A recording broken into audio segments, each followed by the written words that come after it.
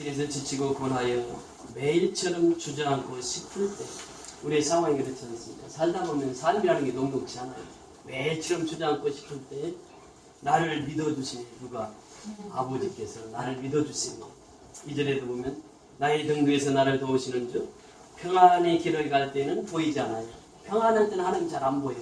그런데 지치고 고나여 넘어질 때면 다가와 손 내미시네. 누가? 하나님. 평안할 때는 하나님이 참 은혜스럽고 고마우신 분인데 그걸 느끼지 못하다가 내가 어려움 당하고 힘든 일 당하고 핍박당할 때 하나님이 나를 도와주신다라고 하는 것을 느끼게 된다고 하는 말씀입니다. 3절에도 보면 나의 등도에서 나를 도우시는 주, 때때로 뒤돌아보면 여전히 계신 주. 뒤돌아보면 하나님 계속 계신 주, 여전히 계신 주. 잔잔한 미소로 바라보시면 나를 재촉하시네. 그러면서 일어나 걸어라. 내가 새 힘을 주리니. 누가? 하나님이 누구에게? 나에게 새 힘을 주신 하나님. 일어나 걸어라. 내 너를 도우리. 누가 누구를 도우신다고요? 하나님이 나를 도우시는데, 우리 인생길은 하나님이 없이는 인생을 살아갈 수 없습니다. 하나님의 도우심 없이는 하루도 살아갈 수 없는 것이 인생입니다. 그래서 여러분들 손 딱 펴보세요. 손 펴서 한번 코를 막아보세요. 코 막으면요 10분도 못 있어서 여기 다 사망자로 변합니다. 숨 안 쉬고 10분을 견딜 수 있는 사람이 있나요? 자, 하나님의 섭리예요. 손 내려도 돼요. 하나님께서 우리를 보호해 주시고 우리를 지켜주시지 않으면 우리는 하루도 살아갈 수 없는 것입니다. 여러분 다윗은 그렇게 노래합니다. 할렐루야 이렇게 찬양을 해요. 그러니까 다윗의 생애 속에서 할렐루야가 늘 그의 생애 속에는 차고 넘쳤습니다. 그 시편 146편 이하에 보면은 할렐루야로 시작해서 할렐루야로 끝을 냈습니다. 여러분 할렐루야 하면 여러분은 어떻게 대답해야 되죠? 아멘. 할렐루야. 아멘. 할렐루야. 아멘. 할렐루야. 아멘. 제가 이제 미얀마 가서 또 할렐루야도 합니다. 그럼 미얀마 성도들도 아멘 이렇게 해요. 러시아에 가니까 아민 그래요. 일본에 가니까 아민 이렇게 하고, 중국에 가니까 아몬 이렇게 하고, 미국에 가면 에이멘 이렇게 표현합니다. 필리핀에 가니까 아멘. 동남아시아는 아멘으로 이렇게 소리를 잘하는데 다 좀 각기 나라마다 좀 발음은 달라도 할렐루야 하면 아멘은 다 같이 합니다. 그래서 이 할렐루야 아멘은 세계적인 공통어라고 하는 것이에요. 예수 믿는 사람은 다 할렐루야 아멘으로 살아가게 되는 줄 믿습니다. 그래서 시편 146편 1절에 보니까 할렐루야 할렐루야 이렇게 표현합니다. 우리 성경에는 할렐루야 이렇게 표현하는데 영어 성경에 보면 프레지들로 오 마이 소울. 그러니까 우리는 하나님 늘 찬양하고 살아야 돼요. 늘 찬양하고 또 찬양해야 돼요. 오 마이 소울. 나의 영혼이 하나님을 찬양하게 된다. 내 영혼이 하나님을 찬양하게 되면 내가 범사에 승리하는 삶을 살아갈 수 있습니다. 내 영혼이 하나님을 찬양하면 하나님이 나를 도우시는 것을 느끼며 살아갑니다. 내 영혼이 하나님을 찬양하게 되면 하나님이 나를 곁에서 인도하심을 느끼게 되는 것입니다. 그래서 하나님을 찬양해야 돼요. 프레이즈로 하나님을 찬양하라고 하면서, 그러면서 이 찬양을 어떻게 되느냐? I will praise the Lord all my life. 그러니까 내 생애 동안 늘 하나님을 찬양하라. 내가 살아있는 동안 늘 하나님을 찬양하라. 그러면서 더 나아가서 I will sing praise to my God as long as I live. 이렇게 표현합니다. 그러니까 내가 하나님을 노래하고 하나님을 찬양하는데 as long as I live. 내가 살아있는 동안 그 말입니다. 내가 숨 쉬는 동안 그 말입니다. 내가 호흡하고 있는 동안 하나님을 찬양하라. 네. 호흡이 있는 자마다 하나님을 찬양해 줄 줄 믿습니다. 오늘 찬양을 얼마나 뜨겁게 우리 하나님 앞에 영광을 돌렸습니까? 찬양은 힘있게 하는 거예요. 찬양은 크게 하는 거예요. 우리가 아멘도 크게 해야 되고, 그래서 하나님은 크게 하나님을 찬양하는 것을 원하시고 하나님 앞에 큰 소리로 기도하는 것을 원하신다고 하는 것이에요. 두 번째는 하나님 앞에 영광을 돌리며 살아가는 것이 우리 인생입니다. 여러분 우리가 이 바울 사도가 그런 고백을 하잖아요. 먹든지 마시든지 무엇을 하든지 다 하나님의 영광을 위하여 하라.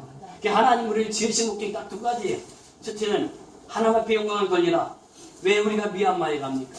왜 양곤에 가서 부흥회를 인도합니까? 하나님께 영광을 돌리기 위함이에요. 하나님이 온 천지를 창조하시고 우주 만물을 주관하시는데 미얀마 사람들은 불교에 쪄들어가지고 하나님을 잘 몰라요. 부처는 잘 알아도 하나님을 잘 몰라. 그래서 하나님을 전하러 가는 거예요. 하나님의 영광을 선포하러 가는 거예요. 이 하나님의 영광을 선포하는 것이 우리의 사명이에요. 두 번째는 할렐루야, 하나님을 찬양하라는 거예요. 그래서 하나님 우리를 지으셨다. 우리를 지으신 목적이 두 가지. 하나님께 영광을 돌리고 하나님을 찬양하라. 사도 바울은 오늘 1절부터 16절까지 결론을 냈습니다. 빌립보서 3장 1절에 무슨 말씀을 하셨습니까? 우리 빌립보서 3장 1절을 다 같이 읽습니다. 시작. 그때로 나의 형제들아 그 안에서 미움받아 너희에게 마땅한 받을 것이 내게는 수고로움이 없고 너희에게는 안전하니라. 끝으로 나의 형제들아 주 안에서 기뻐하라. 이것이 바울이 이제 마지막 당부하는 것입니다. 옥중에서 빌립보 성도들에게 마지막 당부하는 것이 뭐냐? 기뻐하라 라고 하는 것이, 이것이 복음입니다. 복음은 기뻐하는 것입니다. 우리가 하나님의 은혜의 보좌 앞에 나면 그 복음을 깨달아야 됩니다. 그것이 뭐냐? 교회는 즐거움이 있는 것이요, 교회는 기쁨이 있는 것입니다. 그래서 예배는 즐거움이요 기쁨입니다. 이번 안면이 고백하고 있는 것처럼 예배는 축제예요. 기쁨이요 즐거움이 넘치는 시간이 예배 시간입니다. 그래서 바울은 그렇게 고백합니다. 정말로 너에게 말하노니 기뻐하라. 그 빌립보서 4장 4절에 가서 보면 내가 다시 말하노니 기뻐하라. 기쁨이 이것이 복음이라는 거죠. 이 복음을 받은 자들은 항상 기뻐합니다. 이것이 바로 복음을 받은 자들의 삶이에요. 자, 10절로 들어가서 보십니다. 10절. 시작. 내가 그리스도와 그 부활의 권능과 그 고난의 참여함을 알고자 하여 그의 죽으심을 본받아. 이 세 번역에 보면 더 우리에게 깨닫기 쉽게 기록하고 있습니다. 이 세 번역에 보니까 내가 바라는 것은 그리스도를 알고 이렇게 표현합니다. 그리스도를 알고, 예수를 알고 이런 표현을 해요. 예수를 깊이 아는 것을 말하고 있습니다. 예수를 경험해서 하는 것을 말하고 있습니다. 예수님을 체험해서 하는 것을 말하고 있습니다. 예수를 알고 그분의 부활의 능력을 깨닫고 그래요. 이 시간이 무슨 시간입니까? 내가 예수와 함께 죽고 예수와 함께 다시 살아서 부활의 능력을 깨닫는 시간이에요. 이 시간이 부활의 능력을 깨달아야 됩니다. 여러분, 저희 선교회에 가면 저는 십자가와 부활밖에 증거하지 않습니다. 그 사모님이 그런 고백을 해요. 목사님 설교는 단순한데 능력이 있습니다. 여러분, 십자가와 부활은 능력이 있습니다. 어린아이가 십자가와 부활을 증거해도 그 말씀에는 능력이 있는 것입니다. 그래서 부활의 능력을 깨닫는 시간이 지금 이 시간은 부활의 능력을 깨달으려면 어떻게 해야 되느냐? 그분의 고난에 동참하여 이렇게 표현합니다.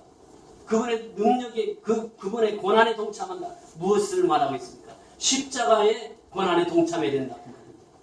십자가의 고난에 동참하지 않으면 부활의 능력을 깨달을 수가 없다라고 하는 사실이죠. 그래서 우리는 십자가의 고난에 동참하는 성도의 삶이 되어야 될 줄 믿습니다. 그래서 우리가 미얀마에 갑니다. 그래서 우리가 길거리 모금을 합니다. 그리스도의 고난에 동참하는 것입니다.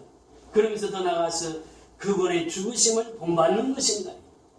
우리가 조금 전에도 불렀습니다. 나의 생명 드리니, 우리 입술로는 잘합니다. 그러나 우리 생활 속에서 내 생명을 하나님 앞에 드린다는 것은 쉬운 일이 아니에요. 그런데 초대교회 성도들은 이 순교의 정신으로 살아갔습니다.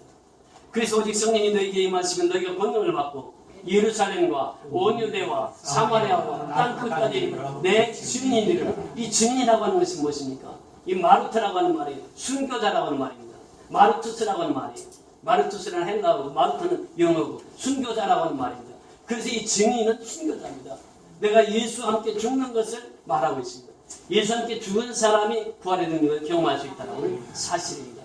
오늘 이 시간 우리가 예배를 통해서 그 살아계신 예수님, 죽으셨으나 삶 안에 부활하셔서 우리에게 부활의 능력을 주시고자 하는 그 예수님을 만나는 축복된 시간 되시길 주의 이름으로 축원을 드립니다. 오늘 보면 15절에 보면 그렇게 말씀하십니다. 15절 우리 다 같이 읽습니다. 시작. 그러므로 그들이 우리 온전히 이룬 자들을 이렇게 생각하시니 만일 어떤 일에 너희가 달리 생각하면 하나님이 이것도 너희에게 나타내시리라. 그러므로라고 하는 말씀. 그러므로 이제는 좀 결론을 내립니다. 지금 십자가의 능력, 부활의 능력에 참여하라. 그렇게 말씀하시면서 12절에 바울은 그 유명한 고백을 합니다. 내가 이미 얻었다함도 아니요 온전히 이루었다함도 아니라 오직 내가 그리스도 예수께 잡힌 바 되는 그것을 잡으려고 달려가노라. 온전히 이루었다. 이것이 아니라 말이죠. 이것이 온전히 이룬다 이 말이 성숙이라고 한답니다. 그래서 오늘 말씀의 제목이 무엇입니까? 믿음이 성숙한 사람이 되라라는 거예요. 성숙한 믿음. 근데 온전히 이루었다 함도 아니에요. 내가 믿음이 온전히 성숙되었다 함도 아니에요. 그런 뜻이에요. 또 이 12절에 보면 내가 이미 얻었다 함도 아니요 온전히 이루었다 함도 아니라 오직 내가 그리스도 예수께 잡힌 바 된 그것을 잡으려고 달려가노라. 그것이 무엇입니까? 이 14절에 보면 표대라. 표대는 뭐라고 그랬습니까? 하나님의 나라예요. 우리가 천성에 가는 그 길에서 내가 온전히 이루어진 사람은 아무도 없습니다. 온전한 성숙을 가져온 사람은 아무도 없다. 성숙을 이루어 나갈 뿐이지. 그래서 이 12절부터 14절까지가 오늘 그러므로라고 하는 단어를 받고 있습니다. 23절에 보면 형제들아 나는 아직 내가 잡은 줄로 여기지 아니하고 오직 한 일, 즉 뒤에 있는 것은 잊어버리고 앞에 있는 것을 잡으려고 표대를 향하여 그리스도 예수 안에서 하나님이 위에서 부르신 부름의 상을 위하여 달려가노라. 이 지난 시간에 우리가 여기까지 말씀을 보았어요. 우리는 표대를 향해서 부르심의 상을 위해서 달려가는 자입니다. 그래서 우리가 하늘나라에 가면 생명의 면류관이 있고 의의 면류관이 있고 영광의 면류관이 있다고 말씀을 드렸습니다. 그 상을 얻기 위해서 달려가는 노상이 있다고 하는 것입니다. 그러면서 오늘 본문 15절에 그러므로 누구든지 우리 온전히 이룬 자들은 이렇게 생각할지니 성숙한 자들은 이렇게 생각할지니 만일 어떤 일에 너희가 달리 생각하면 하나님이 이것도 너희에게 나타내시리라. 무슨 말입니까? 생각이 다른 사람이 있을 수 있습니다. 그런데 성숙한 사람은 그것도 품으라 그 말이에요. 믿음이 약한 사람이 있습니다. 믿음의 초보가 있습니다. 처음 나와서 예배드리는 사람이 있습니다. 이 사람들도 품으라 그 말입니다. 그래서 하나님의 마음은 스펀지의 마음이라고 어떤 분이 그런 표현을 했는데 스펀지는 어떻습니까? 물을 다 빨아들여 다 흡수합니다. 이것이 바로 하나님의 마음이라고 하는 것입니다. 우리는 다 흡수하는 마음을 가져야 될 줄 믿습니다. 이것이 하나님의 마음이에요. 바울이 그렇게 살았습니다. 그것을 우리에게 또 말하고 있습니다. 여러분 보세요. 우리가 이제 며칠 안이면 크리스마스가 다가옵니다. 성탄 때 제일 많이 부르는 찬송이 무엇입니까?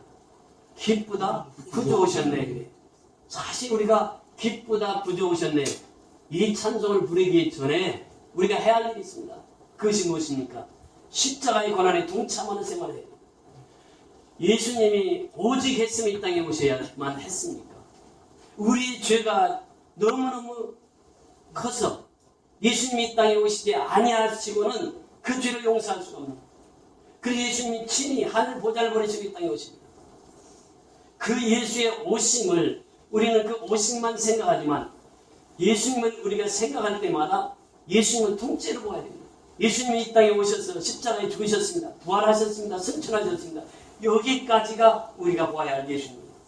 그렇게 예수님이 이 땅에 우리가 죄를 짓지 않고 의롭게 살았다고 하면 예수님이 오실 필요가 없는데 우리가 다 죄인이라. 그래서 우리가 죄를 사하시고 예수님이 이 땅에 오셨어요. 그 십자가의 의미를 깨닫지 않고는 기쁘다 구주 오셨네를 말할 수 없다라고 하는 것이에요. 그런데 우리는 십자가 없이 기쁘다 구주 오셨네만 외칩니다. 여러분 성탄이 오면요 기쁨보다는 무엇이 먼저라고 해요? 십자가의 고난에 참여하는 일이 먼저예요. 그래서 어느 교회에서는요 성탄이 오면은 한 주 동안 금식을 하면서 성탄을 맞이한다고 합니다. 그것이 바른 생각이에요. 한 주 동안 나 같은 죄인을 위해서 예수님이 오신 거예요. 나를 살리기 위해서 예수님이 오신 거예요. 그렇다면 우리가 기쁘다 구주 오셨네 이전에 십자가의 고난에 동참할 수 있는 신앙이 되어야 된다고 하는 거예요. 예수님은 나를 위해서 십자가에 죽어주셨는데 나는 무엇을 예수님께 드릴 수 있는가? 그렇다면 내가 철저하게 하나님 앞에 십자가에 동참하는 자로서 내가 금식하면서 예수님이 오신 그날을 기다리고 준비하는 그들에게 기쁘다 구주 오셨네가 가능하다고 하는 사실이죠. 여러분 크리스마스가 오면요 예수 믿는 사람보다 누가 먼저 압니까? 세상 사람들 더 먼저 알아요. 호텔에 가면 먼저 그 추리 갖다 놓고 그렇게 성탄을 준비합니다. 그런데 정작 우리가 성탄을 맞이하면서 우리가 십자가의 고난에 참여하지 않고는 기쁘다 구주 오셨네 이것을 부를 수가 없다고 하는 사실이에요. 예수님이 이 땅에 오신 목적을 우리에게 말씀하십니다. 2장 5절 6절부터 말씀해 보시면 예수님께서 그렇게 말씀하십니다. 그는 근본 하나님의 본체시나 하나님과 동등됨을 취할 것으로 여기지 아니하시고 오히려 자기를 비워 종의 형체를 가지사 사람들과 같이 되셨고 8절에 같이 읽습니다. 사람의 모형으로 나타나사 자기를 낮추시고 죽기까지 복종하셨으니 곧 십자가에 죽으심이라. 사람의 모양으로 나타나신 분이 누구예요? 예수예요. 죽성탄은 사람의 모양으로 하나님이 이 땅에 오신 날입니다. 그러니까 그날이 예수님은 십자가에서 죽으실 것을 아시고 오신 분이에요. 그래서 이 사람의 모양으로 나타나서 자기를 낮추셨다. 이것이 예수님의 모습입니다. 이 본 모습이에요. 예수님은 십자가에 죽기 위해서 이 땅에 오셔서 자기를 낮추셨습니다. 자기 비합니다. 자기를 다 내려놓으셨습니다. 오히려 자기를 비워 종의 형체를 가지사 사람들과 같이 되셨다. 이분이 바로 예수님이에요. 이 예수님의 본을 받으라고 하는 것입니다. 바울이 고백합니다.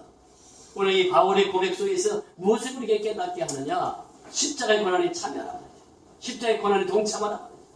바울은 그 사명을 받았습니다. 그 사명대로 바울은 살았습니다. 다메섹에서 예수를 만났습니다. 그리고 바울은 고백합니다. 우리 한 구절 더 보십니다. 사도행전 9장 15절 16절을 보십니다. 사도행전 9장 15절 16절.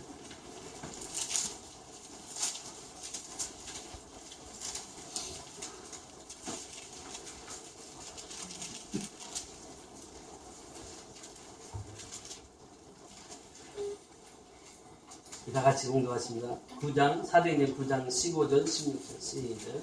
주께 내려주되 가라. 한 사람은 내 이름을 이방인과 임금들과 이스라엘 자손들에게 전하기 위하여 택한 나의 그릇이라. 내가 그 이름 위하여 얼마나 고난을 받아야 할 것을 내가 그에게 보이리라 하시니. 이 말씀 누가 하셨습니까?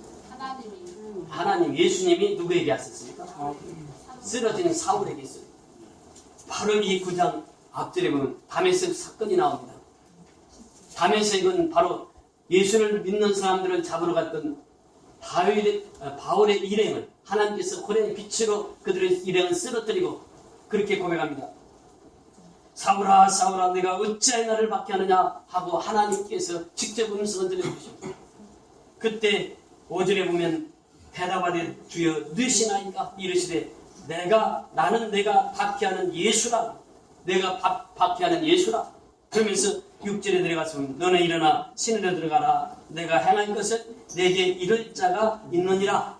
그러면서 이 예수를 만나고 나서 이제 바울에게 주신 사명이 바로 15절입니다. 여기에 보면 가라. 이 사람은 내 이름을, 누구의 이름을? 예수의 이름을 이방인과 임금들과 이스라엘 자손에게 전하기 위하여 택한 나의 그릇이라. 그래서 바울은 어떤 사람입니까? 주어진 사명이 무엇입니까? 이방인에게 복음을 전하는 것이. 이것이 바울의 사명입니다. 그래서 바울의 생애를 보면 이방인들에게 복음을 전합니다. 예수를 믿지 않는 사람들에게 복음을 전합니다. 거의 90% 이상을 그들에게 복음을 전했습니다. 또 누구에게 전했다고요? 임금들에게 복음을 전했습니다. 여러분 메레스 총독 앞에서 임금 앞에서 또 복음을 전하지 않습니까? 또 누구에게 복음을 전했습니까? 이스라엘 백성들에게도 복음을 전했습니다. 그러나 바울의 대부분의 생활은 이방인들, 불신자들, 믿지 않는 사람들, 우리처럼 이렇게 불교 국가에 저를 예수를 알지 못하는 그곳에 가서 복음을 전하는 분이 바울이었습니다. 그러면서 고백합니다. 그가 내 이름을 위하여 얼마나 고난을 받아야 할 것을 내가 그에게 보이리라 했습니다. 그런데 바울의 생애를 보세요. 그 고난을 그대로 받고 삽니다. 우리 고린도 후서 11장 한 구절만 더 보십니다. 고린도 후서 11장 23절부터 27절까지. 고린도 후서 11장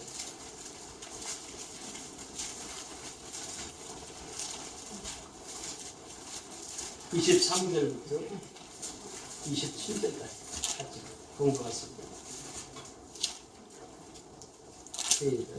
그들이 그리스도의 일꾼이냐 정신없는 말을 하거니와 나는 더욱 그러하도다. 내가 수고를 넘치도록 하고 목에 갇히기도 더 많이 하고 매도 수없이 맞고 여러 번 죽을 뻔하였으며 유대인에게 40에 하나 감한 배를 5번 맞았으며 3번 태창으로 맞고 1번 돌로 맞고 3번 파손하고 일주일을 깊은 바다에서 지냈으며 여러 번 여행하면서 강의 위험과 강도의 위험과 동족의 위험과 이방인의 위험과 시대의 위험과 광야의 위험과 바다의 위험과 거리 형제중의 위험을 당하고 또 수고하여 애쓰고 여러 번 자지 못하고 줄이며 목마르고 여러 번 굶고 춥고 헐벗었다. 이것이 바울의 자기 신앙 고백입니다.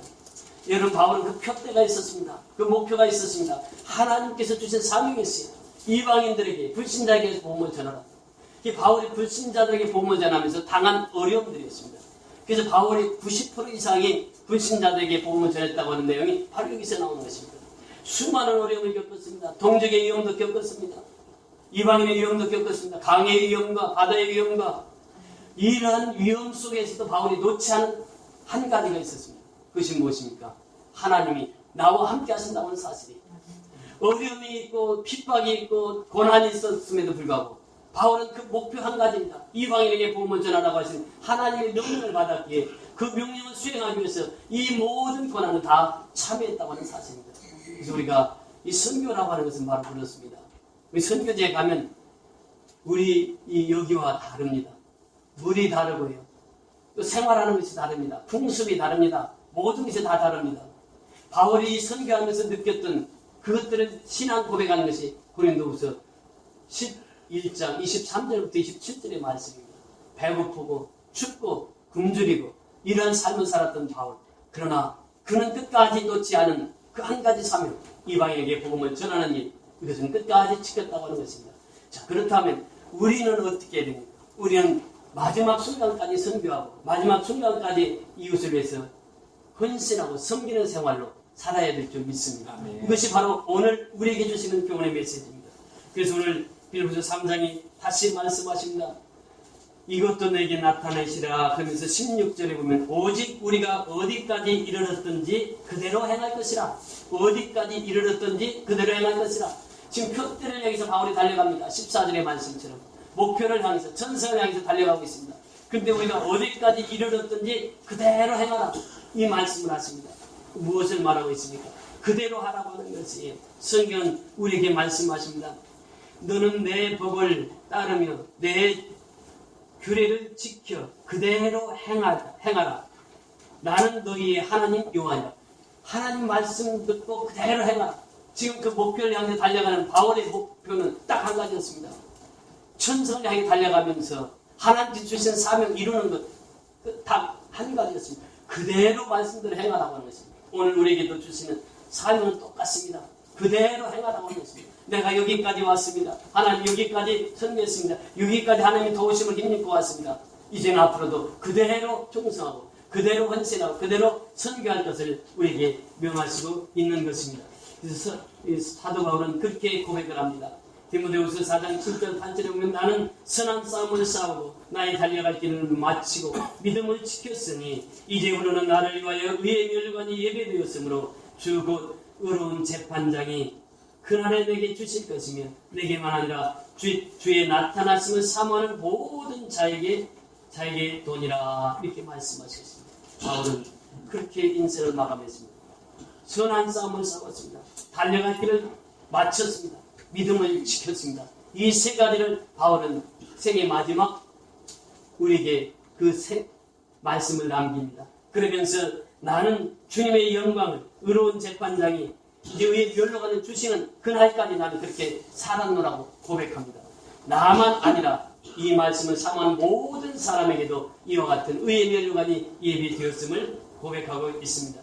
사도 바울은 고백합니다. 사도행전 20장 23절 24절에 보면 오직 성령이 각 성에서 내게 증언하여 결박과 환난이 나를 기다린다 하시나 내가 달려갈 길과 주 예수께 받은 사명 곧 하나님의 은혜의 복음을 증언하는 일을 마치려 하면은 나의 생명조차 조금도 귀한 것으로 여기지 아니하노라 말씀하시고 있습니다. 이 말씀은 에베소에서 장로들 다 불러 모아놓고 이 마지막 고별 설교를 하면서 이 말씀을 하십니다. 예루살렘에 가면 나를 죽이려고 하는 청년당원들이 있는 것을 선언합니다. 청년당원들은 금식을 하면서 바울이 오면 죽이겠다고 기다리고 있습니다. 그런데 바울은 그 길을 갑니다. 장로들이 말립니다. 그곳에 가면 죽습니다. 그런데 바울은 내 생명조차 나는 조금도 아까워하지 않는다. 나는 이미 죽음은 하나님 앞에 맡겨놨다. 그러면서 그 길을 달려갑니다.